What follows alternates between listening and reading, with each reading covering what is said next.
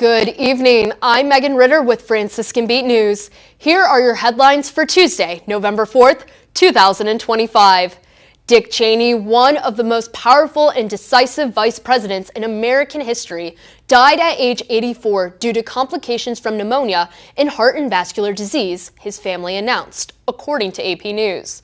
Cheney served as defensive secretary under President George H.W. Bush during the Persian Gulf War and later became vice president under George W. Bush, where he played a central role in shaping policy on the Iraq War, counterterrorism, and expanded presidential powers after the September 11th attacks. Known for his behind-the-scenes influence, Cheney defended aggressive surveillance and detention programs and transformed the vice presidency into a power of significant power. In later years, he publicly criticized Donald Trump, especially after his daughter Liz Cheney opposed Trump's attempts to overturn the 2020 election. Despite his conservative legacy, he has voiced his liberal opinions through his daughter Mary. A survivor of multiple heart attacks and a heart transplant, Cheney often said he felt he was living on borrowed time.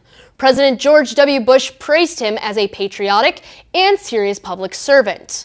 Jefferson County voters are preparing for a longer than usual ballot in Ohio's off-year election, driven largely by Steubenville mayoral race and several proposed amendments to the city charter, according to WTOV9 News. Elective officials say these charter changes may take additional time to read and understand, encouraging voters to be patient and prepared at the polls. There's a lot to consider, said Frankie DiCarlo of the Jefferson County Board of Elections, noting that local voters are already familiar with the two-page ballots. Along with the ballot issues, the county has undergone a comprehensive reconstruction of polling locations. About 25% of voters, especially those in large outlying areas such as Mingo and Toronto, will now vote at new sites. Although notification postcards were mailed out, officials are urging residents to verify their polling place ahead of Election Day to avoid confusion or delays.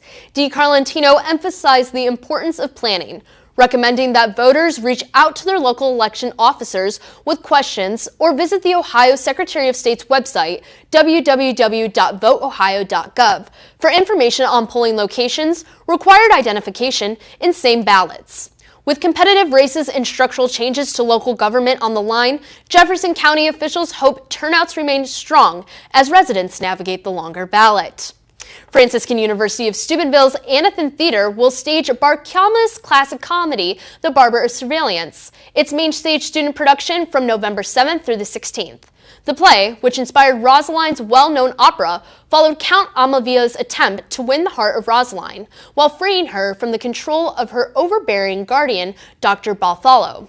With clever schemes and access to the doctor's home, the mischievous barber Figaro helps lead the effort against Bartholo's plans. Directed by Dr. Monica Anderson, chair of the university's Fine Arts Department, the family-friendly production will be held in Anathan Theater on the ground floor of Egan Hall. Performances will run over 2 weekends with showtimes at 7 p.m. on November 7th through the 8th and November 14th through the 15th, and manatee showings at 2 p.m. on November 9th and 16th. Each performance will approximately be 90 minutes long with no intermission, and the public is invited to attend. Tickets are priced at $8 for adults and $5 for students and seniors, while clergy, religious, and children under 12 receive free admission. Tickets can be reserved online or purchased at the door on a first-come, first-served basis. Today in Steubenville, Ohio, expect plenty of sunshine with a high of nearly 61 degrees and a low around 43 degrees. Conditions will stay mild and pleasant throughout the afternoon, making it a good day for outdoor activities, though temperatures will cool quickly after sunset. Tomorrow will bring mostly cloudy skies with increasing winds as the days go on. A brief shower is possible in the afternoon, so it may be helpful to keep an umbrella handy. Temperatures will reach a high of about 64 degrees before dropping to around 37 degrees overnight, leading to a much cooler evening. Thanks for tuning in to this Franciscan Beat News Brief. We will see you tomorrow. Good night and God bless.